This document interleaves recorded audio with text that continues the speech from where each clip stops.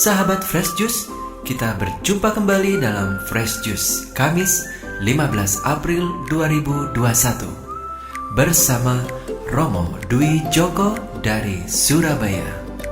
Selamat mendengarkan.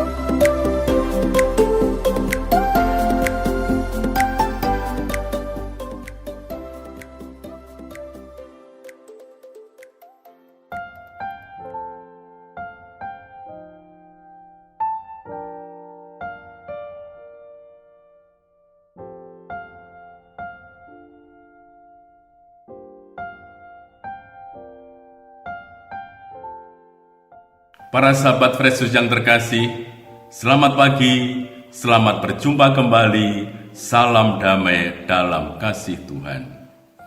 Para sahabat, hari ini Kamis kedua Paskah, kita akan bersama-sama mendengarkan bacaan dari Injil Yohanes, bab 3, ayat 31 sampai dengan 36. Mari sejenak kita membuka hati untuk mendengarkan sabda Tuhan. Yohanes Pembaptis memberi kesaksian tentang Yesus di hadapan murid-muridnya.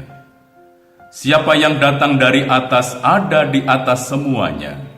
Siapa yang berasal dari bumi, termasuk pada bumi, dan berkata-kata dalam bahasa bumi. Siapa yang datang dari surga ada di atas semuanya itu. Ia memberi kesaksian tentang apa yang dilihatnya dan yang didengarnya, tetapi tak seorang pun menerima kesaksiannya itu. Siapa yang menerima kesaksiannya, ia mengakui bahwa Allah adalah benar. Sebab siapa yang diutus Allah, dialah yang menyampaikan firman Allah, karena Allah mengaruniakan rohnya dengan tidak terbatas. Bapa mengasihi anak dan telah menyerahkan segala sesuatu kepadanya. Barang siapa percaya kepada anak, ia beroleh hidup yang kekal. Tetapi barang siapa tidak taat kepada anak, ia tidak akan melihat hidup, melainkan murka Allah tetap ada di atasnya. Demikianlah Injil Tuhan. Terpujilah Kristus. Para sahabat yang terkasih, Injil Yohanes bab 3 ini merupakan sebuah pengajaran yang cukup panjang dan tidak mudah untuk dipahami. Setelah pengajaran dengan Nikodemus diceritakan dalam ayat 1 sampai dengan 21, perikop yang kita renungkan pagi ini berbicara tentang kesaksian Yohanes Pembaptis akan Yesus. Konteks pengajaran Yohanes ini adalah ketika murid-murid Yohanes Pembaptis merasa kesal karena Yesus lebih sering didatangi oleh orang daripada guru mereka. Tetapi yang indah apa? Yohanes Pembaptis, nabi besar itu, justru bersuka cita. Sebab kenyataan ini ditatapnya sebagai penggenapan pengharapannya. Yohanes Pembaptis tahu bahwa iri hati seperti yang ada pada diri murid-muridnya, yang seringkali juga menggerakkan banyak orang, adalah sumber kematian. Maka melalui peristiwa ini, Yohanes mempunyai kesempatan untuk mengajar murid-muridnya tentang kedatangan Sang Mesias. Yohanes percaya bahwa Yesus adalah Mesias yang datang dari Allah. Sebagaimana pada perikop sebelumnya, Yohanes Pembaptis mengungkapkan bahwa Yesus harus makin besar, sementara dirinya harus semakin kecil. Kepada murid-muridnya yang ada perasaan iri tadi, Yohanes Pembaptis menunjukkan siapa diri Yesus yang sebenarnya. Ia berasal dari surga, namun rela mengosongkan dirinya sehingga mau lahir menjadi manusia lemah. Ia rela belajar bahasa dan budaya manusia. Dengan demikian, Ia sungguh bersatu dengan manusia, sehingga pada akhirnya dapat mengangkat manusia dari kedosaannya menuju taraf yang lebih tinggi, yakni hidup bahagia dalam persekutuan kasih dengan Allah. Yesus rela mengosongkan dirinya supaya ia dapat berempati dan mengungkapkan kerinduan hati Bapa yang menghendaki agar dunia serta semua makhluk ciptaannya senantiasa diperbarui, dipulihkan, dan disembuhkan. Nah, Yohanes Pembaptis paham betul tentang janji mesianik ini yang mendapat kepenuhannya dalam diri Yesus. Yesus yang telah ia baptis adalah anak domba Allah.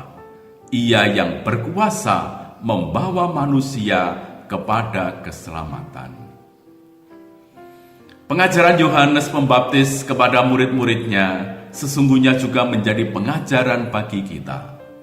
Yohanes menjelaskan siapa itu Yesus dan bagaimana seharusnya sikap murid-muridnya untuk mengimani Mesias yang datang ke dunia. Yohanes percaya bahwa Yesus adalah Putra Allah. Meskipun Yohanes ini nabi besar dan mempunyai banyak pengikut, namun dia sadar betul bahwa para muridnya haruslah dihantar sampai pada sang anak domba, bukan hanya berhenti pada dirinya sendiri. Dia menyadari bahwa dia hanyalah pembuka jalan untuk mengarahkan orang kepada sang Mesias yang dinantikan. Dengan demikian, Yohanes Pembaptis menjawab apa yang menjadi kegelisahan para muridnya. Ia memberi kesaksian yang benar tentang Yesus.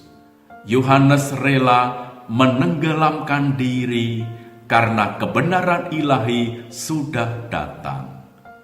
Ia mengarahkan dirinya sendiri dan juga murid-muridnya pada Yesus Sang Mesias itu. Nah, para sahabat, pelajaran apa yang bisa kita petik dari kisah ini? Pertama, kesaksian Yohanes ini kiranya semakin menambah iman dan kepercayaan kita akan Yesus, Putra Allah yang hidup. Ia yang datang menebus dan menyelamatkan kita dari kematian kekal. Kita dibawa kepada kehidupan kekal, kehidupan ilahi bersama dengan Allah. Yesus yang datang dari surga adalah anak tunggal Bapa yang menjadi manusia semata-mata demi keselamatan manusia. Ia kembali ke surga dengan membawa orang-orang yang percaya kepadanya. Janji keselamatan diberikan oleh Dia yang berasal dan bersumber dari keselamatan itu sendiri.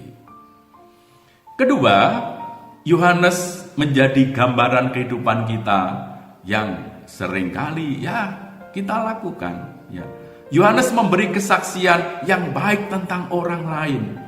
Ia memperkenalkan orang lain supaya semakin bertumbuh, semakin berkembang.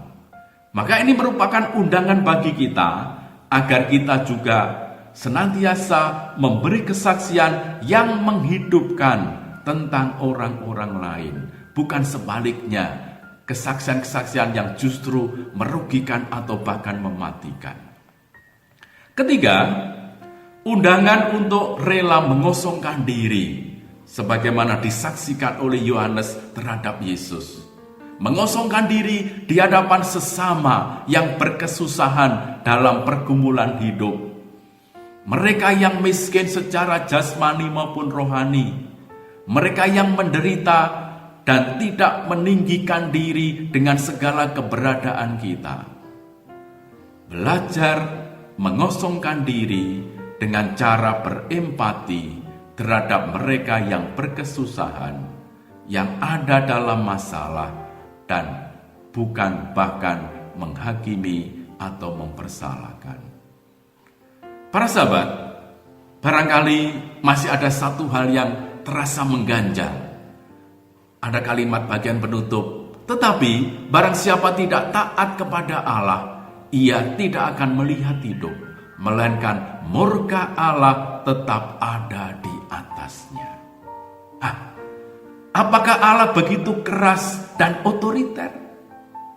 Masa orang yang tidak percaya dan tidak taat harus dihukum dengan murka Allah? Bukankah mereka ini justru patut dikasihani?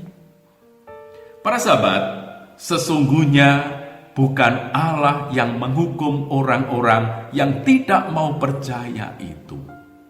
Mereka sendirilah yang menghukum diri mereka sendiri. Dengan tidak menerima utusan Allah yang menawarkan hidup kekal, mau tidak mau orang kehilangan hidup kekal itu sendiri.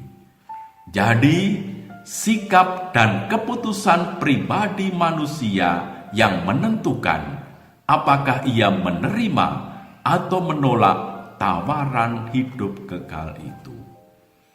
Hidup kekal memang merupakan sesuatu yang direncanakan Allah bagi semua orang. Meskipun demikian, Allah tidak pernah mau memaksa manusia untuk menerimanya. Allah tetap menghargai kebebasan manusia, sehingga akhirnya manusia sendirilah yang harus bertanggung jawab atas sikap dan keputusannya. Kalau manusia dengan kebebasannya setuju dan mengimani karya keselamatan itu, Allah pasti bersukacita. Tetapi sebaliknya, jika dengan kebebasannya manusia menolak, Allah pasti berduka cita.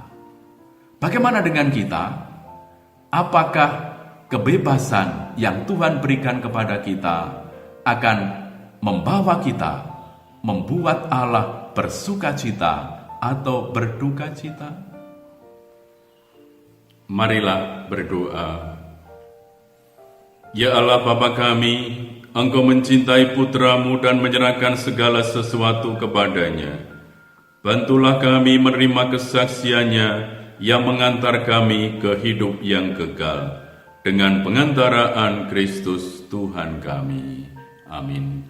Tuhan bersamamu dan bersama rohmu. Semoga saudara sekalian dibimbing, dilindungi, dan dikuatkan oleh berkat Allah yang Maha Kuasa, Bapa dan Putra dan Roh Kudus. Amin. Sahabat Fresh Juice, kita baru saja mendengarkan Fresh Juice Kamis 15 April 2021. Terima kasih kepada Romo Dwi Joko untuk renungannya pada hari ini. Sampai berjumpa kembali dalam Fresh Juice edisi selanjutnya. Salam Fresh Juice.